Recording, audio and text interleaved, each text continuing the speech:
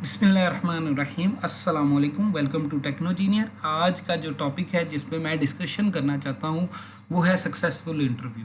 ये एक कॉमन चीज़ है जो आप जब आप ग्रेजुएट होते हो जो जो पहला मसला आपके पास आता है वो यही आता है कि आपने किसी जॉब पे अप्लाई किया और आपको इंटरव्यू की कॉल आ गई। अब इंटरव्यू में अपीयर कैसे होना है ये बड़ा इंपॉर्टेंट है।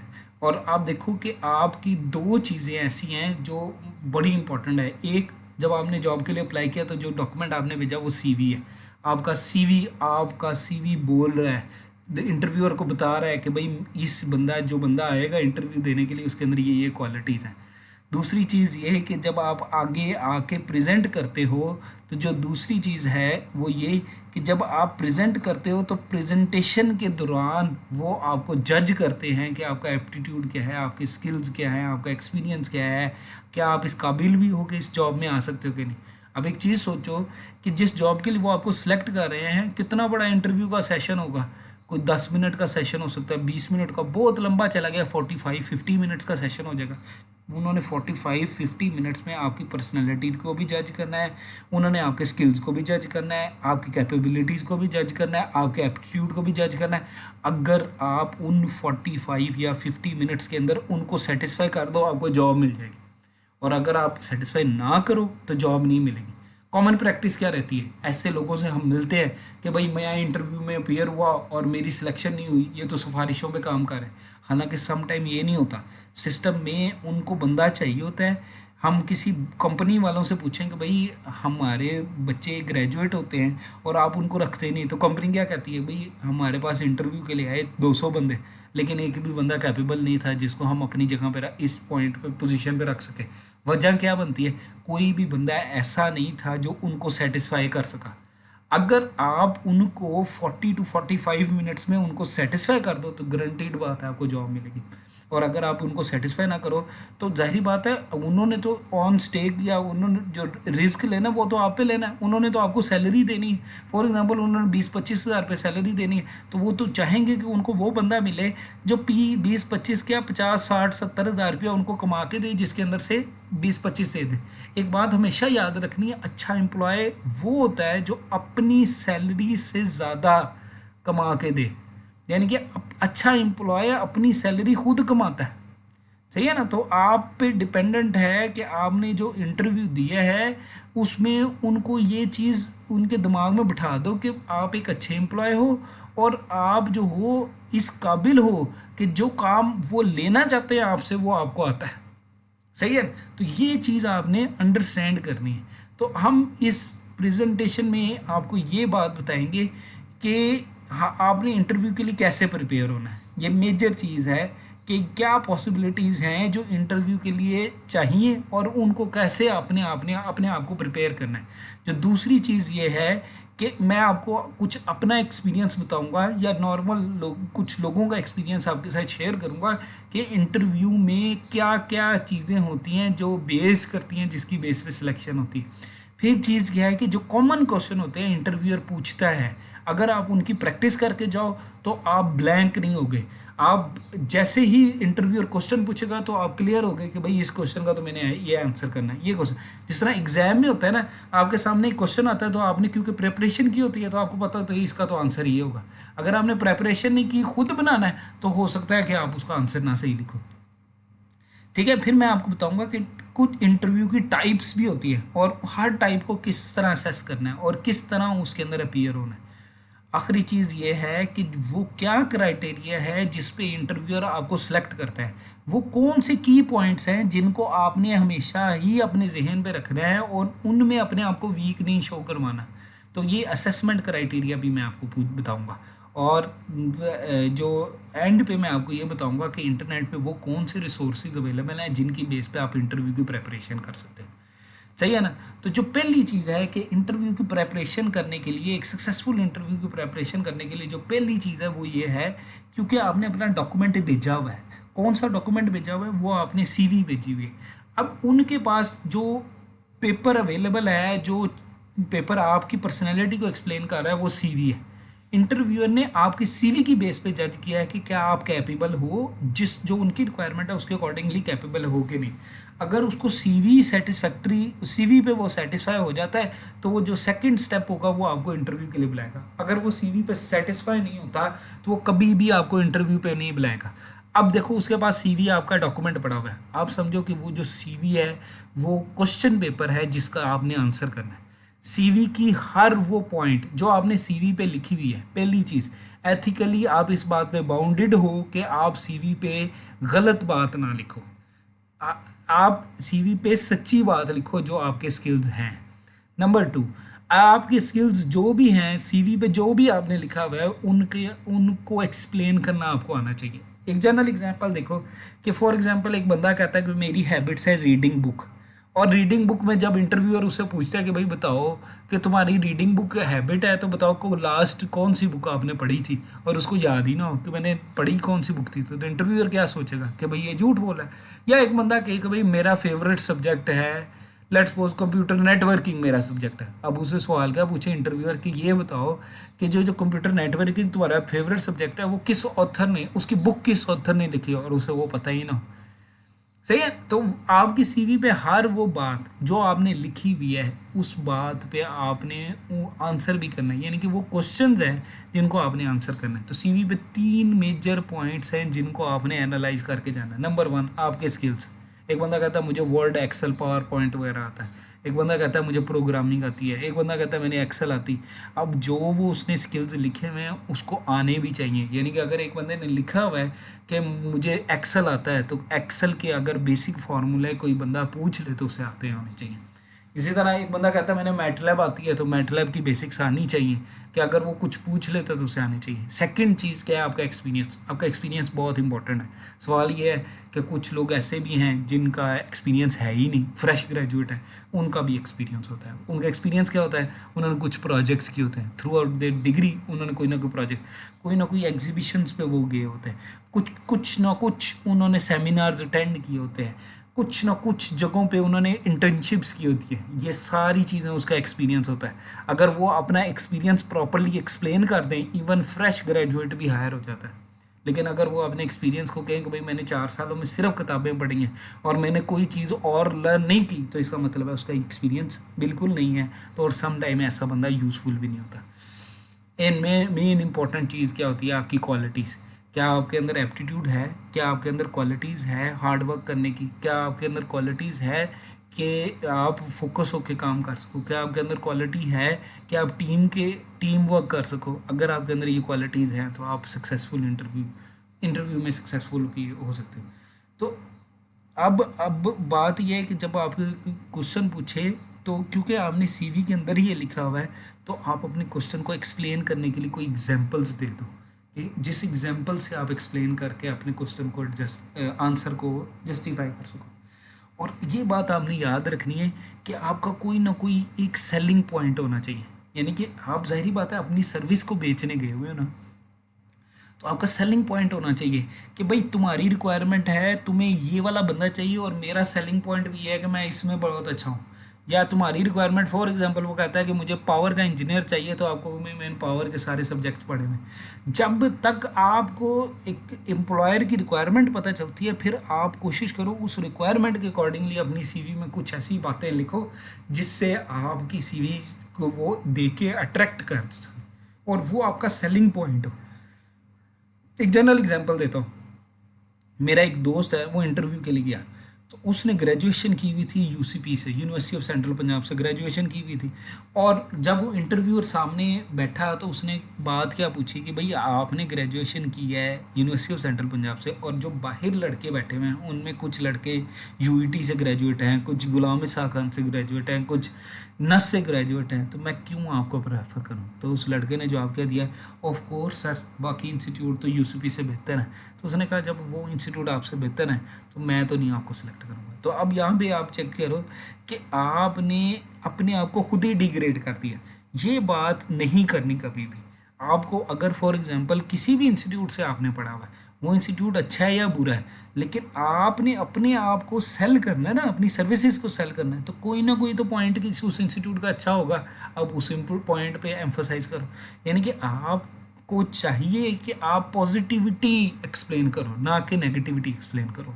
आप बेहतर तरीके से अपने आप को शो करवा सकोगे। इसी तरह जब आप किसी ऑर्गेनाइजेशन में जाते हो इंटरव्यू करने के लिए, तो उस ऑर्गेनाइजेशन को रिसर्च कर लो, देखो कि वो ऑर्गेनाइजेशन किन चीज़ों पे काम करती है। उस ऑर्गेनाइजेशन की हो सकता है कोई वेबसाइट बनी हो, कोई रिपोर्ट्स, कोई आर्टिकल, कोई कंपनी लिटरेचर, कुछ ना कुछ अवेलेबल होगा। तो अगर कुछ भी नहीं अवेलेबल, तो जिस जगह पे आप जाके इंटरव्यू कर रहे हो, तो इर्द गिर्द भी आपको समझ लग जाएगी कि भाई कुछ ना कुछ उधर उन्होंने ऑफिस इन्वायरमेंट में भी लिखा होगा।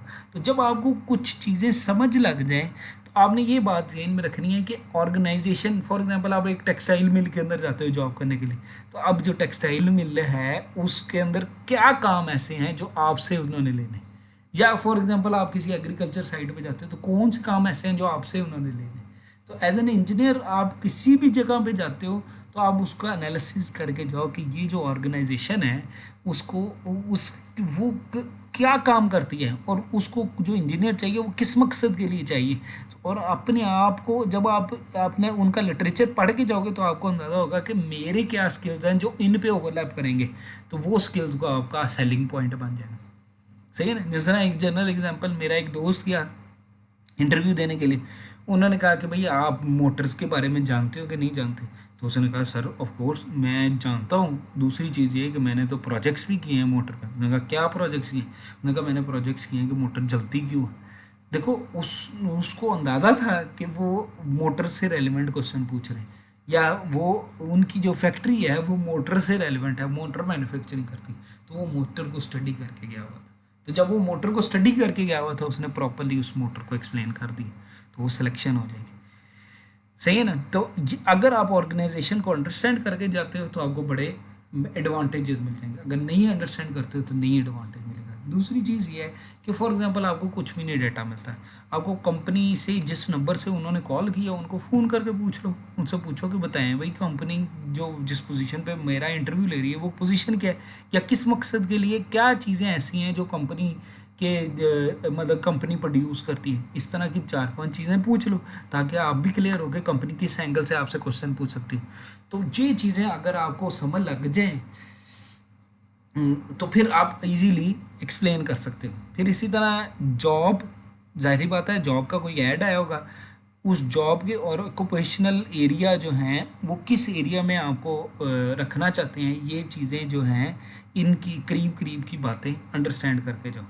और कोशिश करके जाओ कि आपकी सीवी में कोई भी क्वेश्चन पूछे तो उसको प्रॉपरली प्रिपेयर करके जाओ, और उसकी प्रैक्टिस करो कि भाई अगर वो मेरे से ये क्वेश्चन पूछेगा तो इसका आंसर मैं ये करूँगा। अगर मेरे से ये क्वेश्चन पूछेगा, क्वेश्चन पेपर क्या है आपकी सीवी, तो आप अपनी सीवी के हर पॉइंट को आंसर कर सोच के जाओ। सही है ना। अब दूसरी चीज़ क्या है कि अब जब फॉर एग्जांपल आप एक रूम में एंटर होते हो, अब जब एंटर होते हो तो आपने देखा होगा कि अमूमन इंटरव्यू में 3-4-5 लोग बैठे होते हैं जो आपके इंटरव्यू ले रहे होते हैं, और अमूमन एक आधा बंदा ही क्वेश्चन पूछ रहा होता है, और बाकी 3-4 लोग आपको सिर्फ देख रहे होते हैं। उसकी रीज़न क्या होती है? कोई आपकी पर्सनैलिटी को देख रहा है, कोई आपका एप्टीट्यूड देख रहा है कि आप बैठ कैसे रहे हो, आप आंसर कैसे कर रहे हो, आप क्वेश्चन को किस तरह अंडरस्टैंड कर रहे हो। तो जब ये जो इर्द गिर्द बंदे होते हैं, उसमें साइकोलॉजिस्ट भी बैठा हो सकता है, उसमें एनालिस्ट भी बैठा हो सकता है, वो आपके हर एक बिहेवियर को एनालाइज कर रहे होते हैं।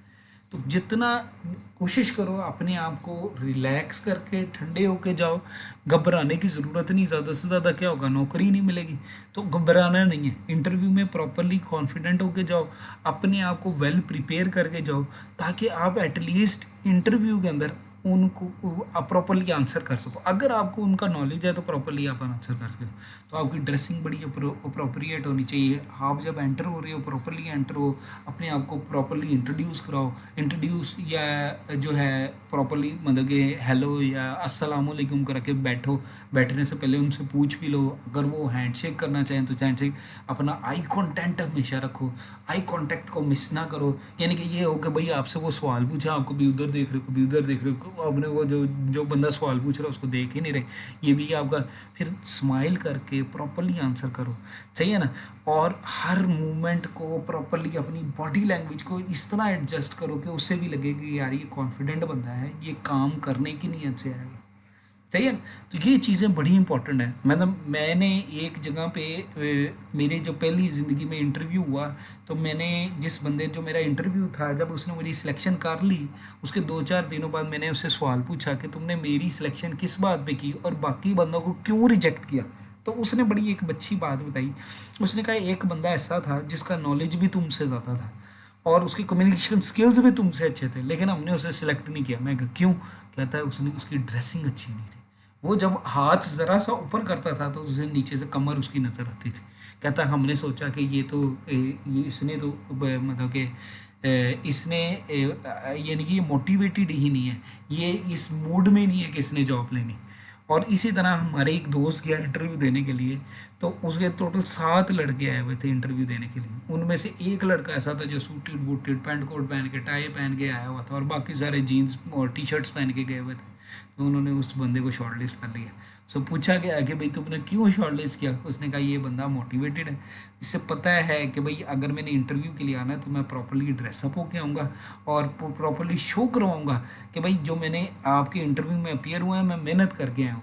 अदरवाइज सम टाइम क्या होता है कि जो बंदे प्रॉपर्ली ड्रेस नहीं होते, इसका मतलब ये नॉन सीरियस है, ये इंटरव्यू देने नहीं है, ये सिर्फ टाइम पास करने हैं। तो इसीलिए हमें वो ही कैंडिडेट चाहिए जो सीरियस हैं, जो फोकस्ड हैं, जिनको पता है कि भाई इंटरव्यू की ये रिक्वायरमेंट है और मैंने ये फुलफ़िल करनी है। तो ये हालांकि बेसिक चीज़ें हैं और सम टाइम यही चीज़ें क्लिक कर जाती हैं। सही है ना? अब ये कुछ टिपिकल क्वेश्चन है जो कॉमनली पूछे जा सकते हैं। अमूमन क्या होता है, आप इंटरव्यू में होते हो, सबसे पहले ये होता है, पहला सवाल ये होता है कि भाई tell me about yourself या एक्सप्लेन योर सेल्फ। तो अब जब आपके पास एक बात तो सिंपल है कि भाई उनके पास आपकी अप टू डेट सीवी पड़ी हुई है और उस अप टू डेट सीवी के अंदर एक एक चीज़ लिखी हुई है। अब आपने क्या चीज़ें हैं जो आपने एक्सप्लेन करनी है, जिसके बारे में आपने अपने बारे में बताना है, तो वो कौन से सेलिंग पॉइंट्स हैं जो आपने एक्सप्लेन करने हैं।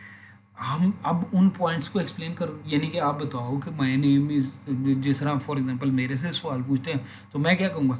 मैं कहूँगा कि भाई my name is Mohammad Yakub, I did masters from this institute, I did PhD from this institute, I have this kind of publication, my research area is this one. यानी कि ऐसी चीज़ें जो सीवी में देखने से तवज्जो करेंगे तो नज़र आएंगी और मैं चाहता हूँ कि ये मेरे सेलिंग पॉइंट्स हैं। फिर मैं बताऊँगा कि आई डिड दिस थिंग या I have experience to do work in this project or I have experience to do these things। यानी कि ऐसी चीज़ें जिनको मैं चाहता हूँ कि इनके दिमाग में आ जाए, इनको पता चल जाए, मैं हर वो चीज़ उनको एक्सप्लेन करने की कोशिश करूँगा।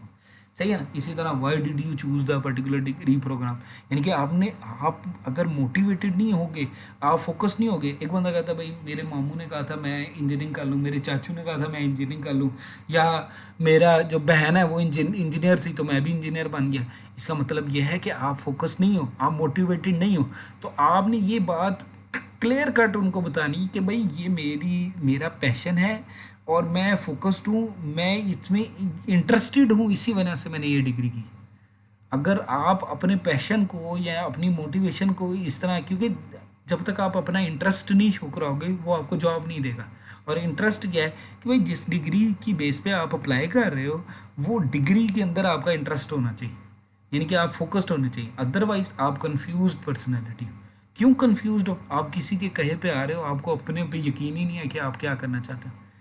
सही है ना? अब फिर क्या आता है, what experience have you had that is relevant to this post. अब जाहिर बात है पोस्ट तो आपके पास होगी ना, आपको पता होगा भाई मैंने किस पोस्ट के लिए अप्लाई किया। अब सवाल ये है कि आपके पास एक्सपीरियंस है कि नहीं है। कुछ लोग कहते हैं कि भाई मैं तो फ्रेश ग्रेजुएट हूँ, मेरे पास तो एक्सपीरियंस है ही नहीं। हालांकि सम टाइम क्या होता है कि आपके पास एक्सपीरियंस फिजिकली तौर पे नहीं होता, लेकिन आपने इंटर्नशिप्स की होती, आपने कुछ प्रोजेक्ट्स वगैरह किए होते। अगर आप उन प्रोजेक्ट्स को एक्सप्लेन कर दो को भाई मैंने ये प्रोजेक्ट इसी जॉब से रेलिवेंट किया है या ये वाली इंटर्नशिप मैंने इसी जॉब से रेलिवेंट की है, तो मैं समझता हूँ कि वो आपकी सिलेक्शन कर लेगा। यानी कि आपका एक्सपीरियंस उसको उस बेस पे चाहिए। ये नहीं है कि आप उधर से सैलरी ही लेते थे इस वजह से आपका एक्सपीरियंस नहीं। सम टाइम ये होता है कि आपका एक्सपीरियंस किसी और वजह से कहीं ना कहीं होता है, यानी कि आपने इंटर्नशिप्स की होती हैं और वही एक्सपीरियंस आपका कैश हो जाता है। सही है ना? इसी तरह what would you consider your major achievement to date. तो अब आपने बताना है कि आपने अपनी ज़िंदगी में कौन सी अचीवमेंट ऐसी है जो आपने हासिल की जिसको आप समझते हो कि आपने बड़ा कारनामा अंजाम दिया। ये भी हो सकता है आपको कि भाई मैंने जो डिग्री हासिल किया विद दिस CGPA ये मेरी अचीवमेंट है। ये भी हो सकता है कि आप कह सकते हो कि भाई मैंने ये फलाने प्रोजेक्ट में या फलाने एग्जीबिशन में मैंने पार्टिसिपेट किया और उसमें मेरी सेकंड पोजीशन आई, या फर्स्ट लेट्स सपोज नहीं भी आई पोजीशन लेकिन आपने पार्टिसिपेट किया। या ये भी आपकी अचीवमेंट हो सकती है कि भाई आपने ये प्रोजेक्ट्स किए हैं या कोई प्रेजेंटेशन ऐसी दी है जो अट्रैक्टिव प्रेजेंटेशन थी, तो आप अचीवमेंट अपनी सोच के जाओ। फिर क्या है, what interest you about this job, कि इस जॉब में आपके लिए इंटरेस्टिंग क्या था, क्यों आपने अप्लाई किया। ये बात आपने सोचनी है कि भाई मैं अगर इस जॉब के लिए अप्लाई कर रहा हूँ तो क्या मेरा इंटरेस्ट है कि मैं इस जॉब में क्यों अप्लाई कर रहा हूँ, या आपकी मोटिवेशन क्या है। अगर आपके पास मोटिवेशन ही नहीं है तो आप कैसे इस जॉब में कंटिन्यूसली काम कर सकते हो।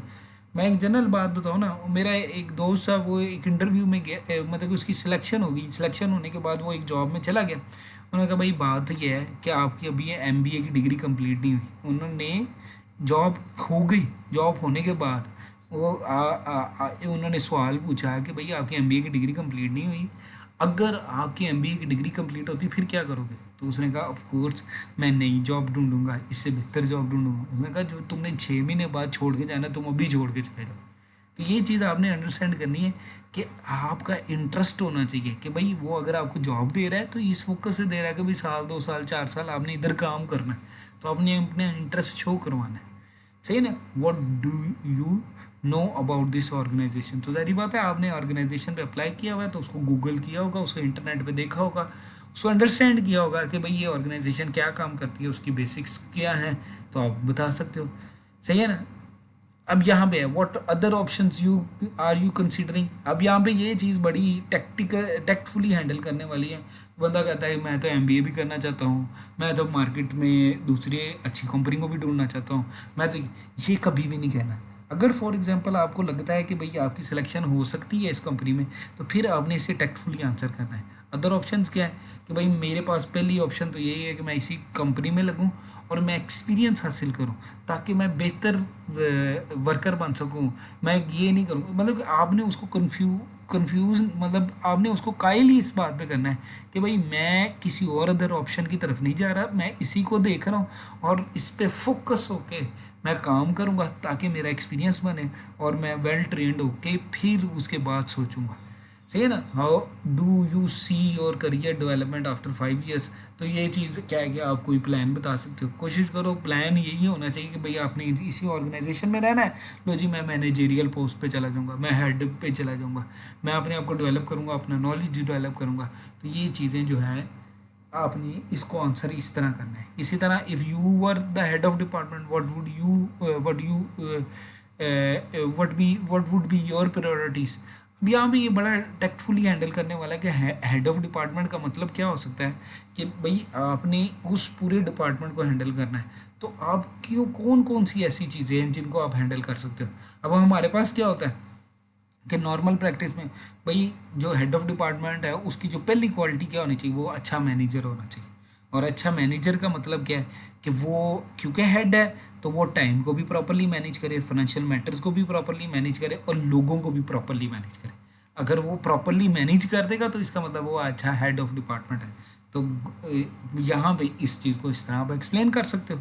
तो ये चीज़ें जो हैं आपने तरीके से एक्सप्लेन करनी है। ये नॉर्मल क्वेश्चन होते हैं जो आपकी जॉब से रेलिवेंट होते हैं। सम टाइम क्या होते हैं कुछ जनरल क्वेश्चन होते हैं। फॉर एग्जांपल एक बंदा कहता है मुझे क्रिकेट बड़ा अच्छा लगता है, वो पूछ सकता है आपसे कि भाई how many players are in cricket team. या एक बंदा कहता है फुटबॉल बहुत अच्छा लगता है, तो how many players are in football team. ये जनरल क्वेश्चन होते हैं ना, वो जनरल करंट अफेयर्स पे पूछ सकता है कि भाई ये फलाना मसला हुआ, आप बताओ उसके रीजंस क्या हुए थे। आप बताओ कि भाई what do you think about college government policy on college fees. सही है ना। ये थोड़ा सा आपका पॉइंट ऑफ व्यू देखता है कि भाई आप क्रिटिकली किसी चीज़ को एनालाइज करते हो तो किस तरह एनालाइज करते हो, क्या आप ऑप्टिमिस्टिक हो पैसिमिस्टिक हो। तो ये चीज़ें वो बार बार देख रहा होता है कि भाई आपका जो पहलू है, जिस पहलू पे आपने एम्फोसाइज करना है, वो आप पॉजिटिविटी की तरफ जा रहे हो या नेगेटिविटी की तरफ जा रहे हो। क्योंकि उनको वो एम्प्लॉयज़ चाहिए जो पॉजिटिविटी की तरफ जाए, उनको कोई भी वो एम्प्लॉय नहीं चाहिए जो नेगेटिविटी की तरफ जाए। तो चीज़ें क्या हैं कि वो कुछ चीज़ें जनरल पूछ के ये अंदाज़ा लगाते हैं कि ये आपका रुझान पॉजिटिविटी की तरफ है या नेगेटिव। इसका एक जनरल सवाल आपको बताता हूँ।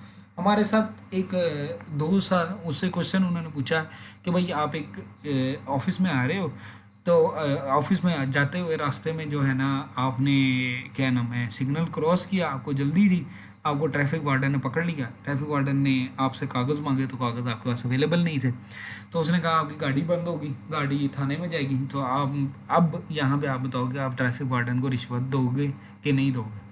अगर आप जो है आप एक इम्पॉर्टेंट मीटिंग अटेंड करनी थी, अगर आप ऑफिस में नहीं पहुंचते, लेट पहुंचते हो, तो वो इम्पॉर्टेंट मीटिंग मिस हो जाती है। यानी कि उन्होंने टैक्टफुली उस बंदे को कंफ्यूज कर दिया कि अगर मीटिंग मिस होती है तो 5 लाख का नुकसान हो जाएगा।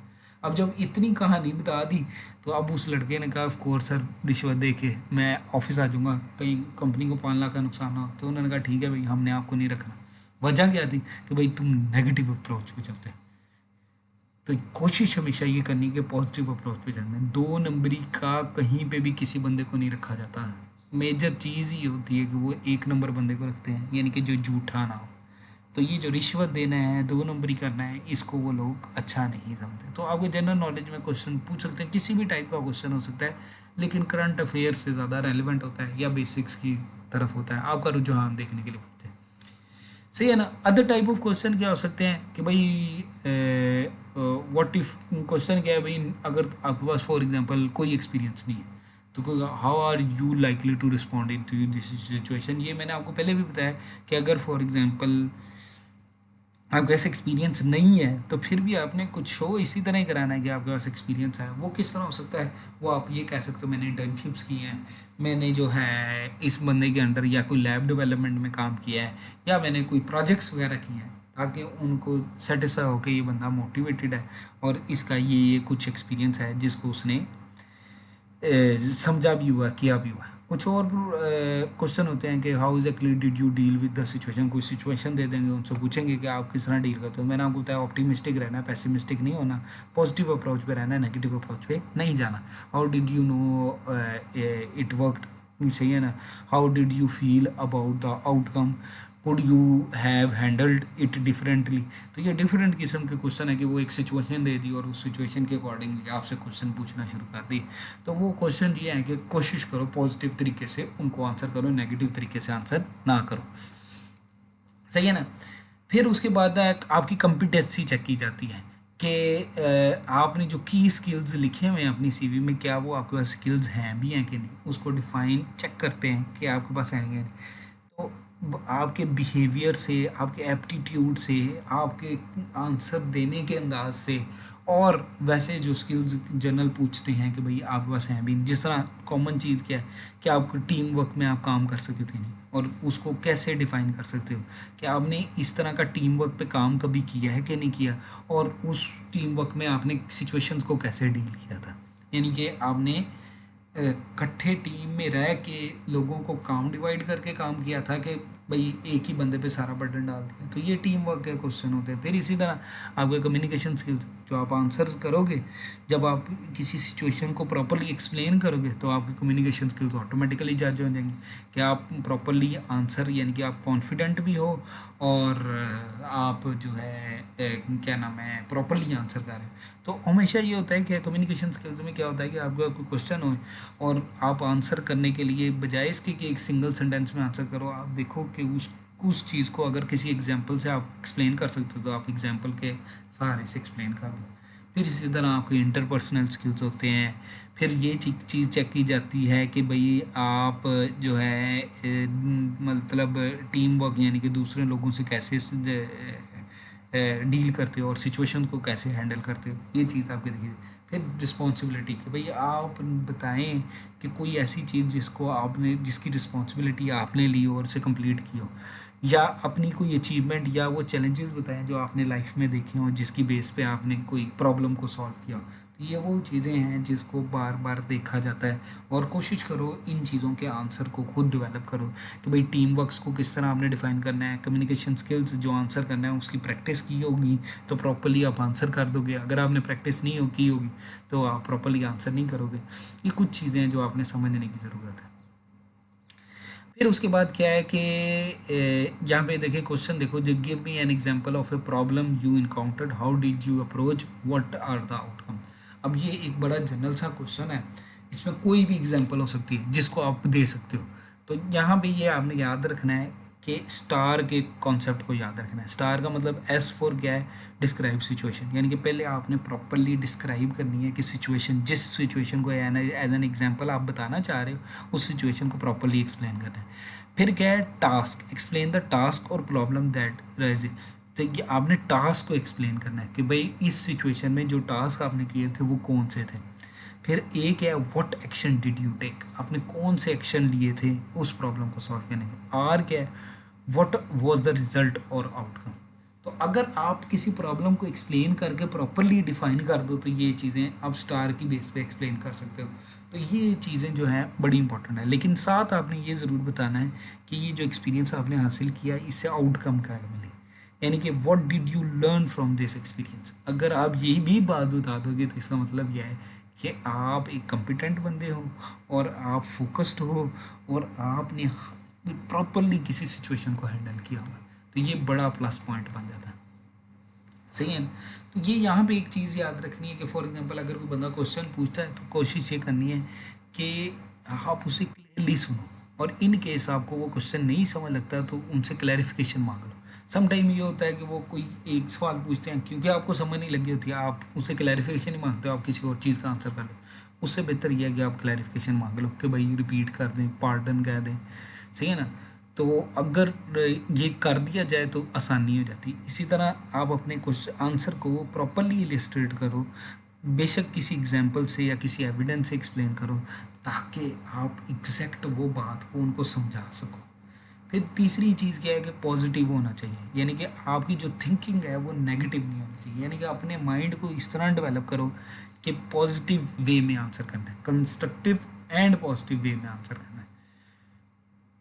अब क्या है कि सम टाइम क्या होता है कि वो क्वेश्चन पूछता है किसी चीज़ का, आप बेस बनाते बनाते ही बड़ा टाइम लगाते हो, तो हमेशा आपने प्रिसाइज रहना है, टू द पॉइंट बात करनी है, स्पेसिफिक बात करनी है, जो आपको लगे कि भाई वो जो आंसर पूछ रहा है उसी के करीब करीब रहना है, यानी कि घुमाना फिराना कम है। लेकिन ये है कि एग्जाम्पल आप फिर भी दे सकते हो। सही है ना। आप क्वेश्चन को अंडरस्टैंड करके सोच समझ के आंसर करना है, यानी कि अपना टाइम लेना है प्रॉपरली कि भाई मैं सोचूं कि भाई मैं आंसर करना कैसे और फिर प्रॉपरली आंसर करना है। इसी तरह आपने अलर्ट रहना है, एक्टिव रहना है। इंटरव्यू आप, क्योंकि इंटरव्यूअर आपकी बॉडी लैंग्वेज जज कर रहा है, तो अगर आप अलर्ट नहीं रहोगे, फोकस नहीं रहोगे, तो वो आपको नेगेटिव पॉइंट मिलेगा। फिर इसी तरह speak clearly, smile and show enthusiasm, यानी कि पॉजिटिव एटीट्यूड आपको शो कराना पड़ेगा, क्लियर होना चाहिए, स्माइल पास करनी चाहिए, know what you want to say and find the opportunity. तो अपने प्रॉपरली अपने आप को आंसर करना है। सही है ना। तो ये क्वालिटीज़ होती हैं गुड ऑल अराउंड इंटेलिजेंस, ये quality of a good employer. तो ऑल अराउंड, फिर इंथ्यूजिज्म, सही है ना, कमिटमेंट एंड मोटिवेशन, ये वो आपकी क्वालिटीज़ हैं। फिर good communication skills, team work ability, ability to solve problem, capacity to work hard, initiatives and self reliance और बैलेंस पर्सनैलिटी, ये वो क्वालिटीज़ हैं जो आपके पास होनी चाहिए। अगर नहीं है तो इनको डेवलप करो, और अगर हैं तो इनको पॉलिश करो। तो ये बड़ी इंपॉर्टेंट है। सही है ना। अब एंड क्या होता है कि अगर उनको आप एज ए कैंडिडेट अच्छे लगते हो तो आप सवाल क्या होता है कि भाई do you have some question हो। तो फिर जब आपसे वो क्वेश्चन पूछते हैं तो आप कुछ भी कह सकते हो। अब उन क्वेश्चन में जो कॉमन क्वेश्चन क्या होते हैं कि भाई क्या मैं जो जॉब करूँगा उसका कोई ट्रेनिंग प्रोग्राम भी होगा कि नहीं, कैरियर करियर डेवलपमेंट अपॉर्चुनिटी है कि नहीं, यानी कि ये तो नहीं है कि आप एक ही पोजीशन पे और कंटिन्यूसली उसी पे स्टक रहोगे, यानी कि तुम्हारी क्या पॉलिसी है जिसकी बेस पे तुम मेरा करियर डेवलप करोगे। फिर कौन कौन से या किस किस्म के प्रोजेक्ट्स हैं, टाइप्स ऑफ प्रोजेक्ट्स और रिस्पॉन्सिबिलिटीज़ जो मेरे पे मिलेंगी। फिर रिपोर्ट स्ट्रक्चर पूछो कि रिपोर्टिंग स्ट्रक्चर हम किस हायरार्की से आपको आंसर करेंगे, यानी कि डायरेक्टली उनका कोई हेड होगा या पूरे सिस्टम के सुपर हेड को बताना है। फिर उसके बाद क्या है, परफॉर्मेंस अप्रेजल, कि भाई ये हमारे इंक्रीमेंट्स वगैरह किस तरह लगेगा। प्रोफाइल ऑफ द स्टाफ, यानी कि इर्द गिर्द वाले जो स्टाफ है उनका प्रोफाइल क्या है। Question about the topic raised in the interview, ये भी आप पूछ सकते हो कि कोई ऐसा टॉपिक उन्होंने पूछा है जिसको समझ नहीं लगी, तो आप क्वेश्चन ही पूछो उसी टॉपिक से रेलिवेंट कि भैया आपने ये सवाल पूछा था, मुझे इसकी समझ नहीं लगी थी, आप एक्सप्लेन कर सकते हैं। तो उसके बाद जो है ना ये भी पूछा जा सकता है कि व्हाट हैपन नेक्स्ट, कि भाई जो नेक्स्ट स्टेप होगा वो क्या होगा। सही है ना। तो ये वो क्राइटेरिया है जिसकी बेस पे वो आपको नंबर देते हैं। ये कॉमन क्राइटेरिया है कि वो आपके देखते हैं कम्युनिकेशन स्किल्स कैसे हैं, आपके अंदर प्रॉब्लम सॉल्विंग कैपेबिलिटी कैसे है, क्या आप टीम वर्क में फिट बैठती भी हो कि नहीं, आपका रेलिवेंट एक्सपीरियंस है कि नहीं है, और क्या आपके पास कैपेबिलिटी है प्रोजेक्ट मैनेजमेंट की नहीं।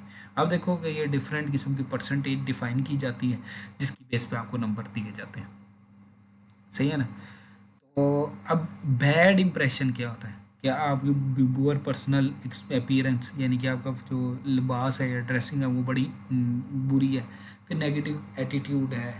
सही है ना। तो अगर आप का नेगेटिव एटीट्यूड है जो शो करवा रहा है कि भाई आप इंटरेस्टेड ही नहीं हो, तो वो कभी भी नहीं रखेंगे। लैक ऑफ इंटरेस्ट और enthusiasm, lack of preparation, poor knowledge of the role, failure to give concrete example of skills, over emphasis on money और रिवॉर्ड। तो ये वो कुछ चीज़ें हैं जिसको वो देख रहे होते हैं कि बंदे का फोकस ये है कि भाई मैंने सैलरी कितनी मिलेगी, ये सैलरी तो थोड़ी है।